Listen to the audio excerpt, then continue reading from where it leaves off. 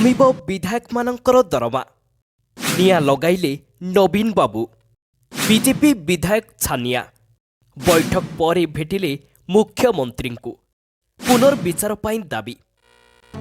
हाँ आज्ञा विधायकों को अंटू नथिला लक्षे दरमा बढ़ाइबाकू दाबी करुथिले आउ एकाथरे गरीब विधायक रु होई जाइथिले धनी विधायक माने सबु राज्य तुलन में ओडिशार विधायकों दरमा अधिक थिला।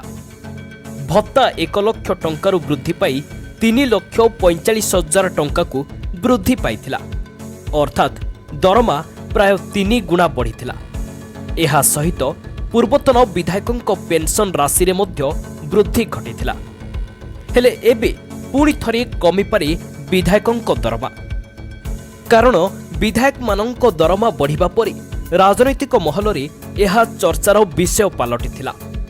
आउ एही निष्पत्ति को नहीं धीरे धीरे बीजेपी सरकार को उपरे जनसाधारण असंतोष देखा देथिला। आउ एहा परे विरोधी दल नेता वर्धित दरमा न नेबाकू मना करि देथिले आउ एमिति कि मुख्यमंत्री को चिठी लिखिथिले। एहा परे नवीन को निष्पत्ति को समस्ते बाहा बाहा कहिथिले। सिंपाथी भी नवीन भी साउंडिथिले। केवल अनेक विधायक वर्धित दरमा नेबाकू मना करिसंती।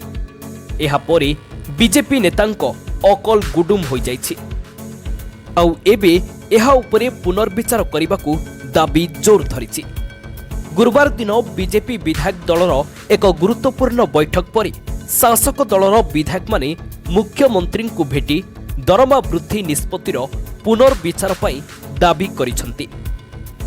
गत डिसेम्बर 9 तारिख रे शीतकालीन अधिवेशन समय विधानसभा सर्वसम्मतिक्रमे विधायकों दरमा और भत्ता वृद्धि बिल पारित होइथिला। जनसाधारण असंतोष पर बीजेपी विधायकों दाबी पर सरकार दरमा वृद्धि निष्पत्ति प्रत्याहार करुछंती कि नहीं ताहा उपरे एबे समस्तंक नजर रहिछि। Bureau report, Odisha news now.